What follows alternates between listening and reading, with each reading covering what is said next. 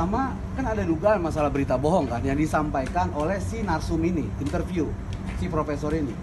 Nah kemudian disebarkan. Penyebaran itu dilarang menurut Undang-Undang ITE. Itu ada di pasal 28, makanya kita laporkan. Ada pasal 14, 15. Ini ancaman pidananya ini 10 tahun loh. Ini nggak main-main. Bisa langsung ditahan pelakunya.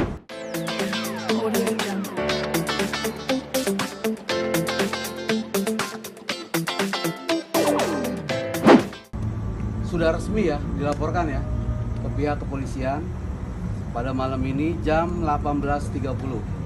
Ini pelapornya disebut di sini jelas ada atas nama Hadi Pranoto, si profesor yang kemudian diinterview sebagai narasumber di acara itu. Kemudian yang kedua adalah pemilik akun YouTube Dunia Manji, pemilik akun YouTube ini. Nah, kalau kemudian hasil penyelidikan ternyata misalnya Anji kemudian dianggap terlibat, itu memungkinkan karena ada tindak pidana yang namanya turut serta, tahu ya, pasal 55. Dia menyebarkan berita bohong karena dia diundang dalam acara, nanti itu proses penyidikan yang kemudian akan menentukan. Artinya tidak menutup kemungkinan bahwa secara pribadi Anji bisa diminta pertanggungjawaban secara pidana, Anji. Kemudian akun YouTube-nya itu bisa dilakukan penyitaan karena diduga sebagai barang bukti untuk melakukan tindak pidana penyebaran. Nah itu yang penting. Pak, dilaporkannya kenapa, Pak?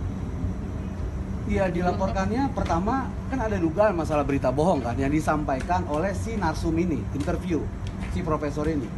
Nah kemudian disebarkan. Penyebaran itu dilarang menurut Undang-Undang ITE. Itu ada di pasal 28, makanya kita laporkan. Ada pasal 14, 15. Ini ancaman pidananya ini 10 tahun loh. Ini nggak main-main. Bisa langsung ditahan pelakunya, bisa langsung ditangkap. Termasuk pasal 28 ayat 1 yang kemudian diduga dijerat itu kepada Anji, dan itu di atas 5 tahun. Artinya apa? Anji memungkinkan juga untuk dilakukan penangkapan dan penahanan dalam perkara ini karena ancaman pidananya yang begitu tinggi. Tetapi sekalipun begitu, biar kita serahkan sepenuhnya persoalan ini kepada pihak kepolisian. Yang pasti ini sudah resmi dilaporkan. Nah sejauh ini di media sosial atau beberapa statement dari ID misalnya kan mengatakan ya bahwa minta polisi untuk mengusut, menindak tegas pelakunya. Nah sekarang ini sudah resmi, kita sebagai masyarakat sudah melaporkan. Artinya semua pihak yang kemudian berkaitan dengan ini, ID juga harus mau untuk memberikan keterangan dan membantu pihak kepolisian agar persoalan ini kemudian menjadi terang. Apakah betul ada penemuan, apakah betul obat COVID sudah ada. Nah sehingga kemudian masyarakat tidak bingung. Nah itu yang kemudian menjadi poin penting. Jadi saya kira kita percaya bahwa Polri akan bertindak profesional dalam menangani perkara ini, dan kita berharap semua yang kemudian mendesak agar ada penegakan hukum dalam perkara ini pun termasuk dari ID, akademisi, dan kemudian mereka pihak terkait yang paham terhadap persoalan ini yang mau bekerja sama dengan perusahaan untuk memberikan keterangan agar perkara hukum ini menjadi terang. Ya Pak, mempertegas berarti Abang sebagai pelapor menilai konten itu membuat masyarakat menimbulkan rasa kurang tidak percaya kepada pemerintah ya Pak? Iya, kalau kemudian, ini yang gini loh, yang berbahaya dalam pernyataan yang disampaikan oleh si profesor ini, Hadi Pranoto ya, di dalam keterangan interview itu, pertama itu ada dua, menurut saya yang paling fatal ya. Pertama adalah soal sebutan bahwa dia punya satu sistem yang namanya digital technology yang tadi kita katakan. Digital technology itu kata dia, rapid test dan swab itu nggak perlu gitu loh. Sampai ratusan ribu, dengan 10.000 dan 20.000 itu sangat efektif. Bayangkan loh, masyarakat selama ini kan ngikut dengan penerapan dilakukan oleh pemerintah. Berarti selama ini kalau ada yang jauh lebih efektif dan biaya lebih murah, berarti dibohongin dong masyarakat. Bisa dong kita berpikir kayak gitu, berarti kita dibodohi. Dan ini kan berbahaya.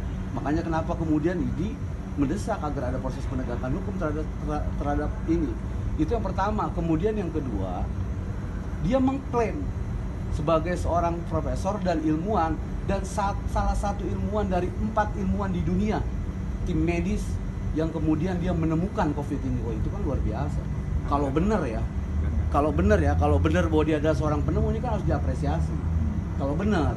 Tapi kalau kemudian tidak benar, ada kepentingan lain, ternyata hanya ingin menaikkan konten untuk sekedar memviralkan, ada kepentingan komersil di luar itu yang tidak ada hubungannya dengan kesehatan, kan ini namanya sesat.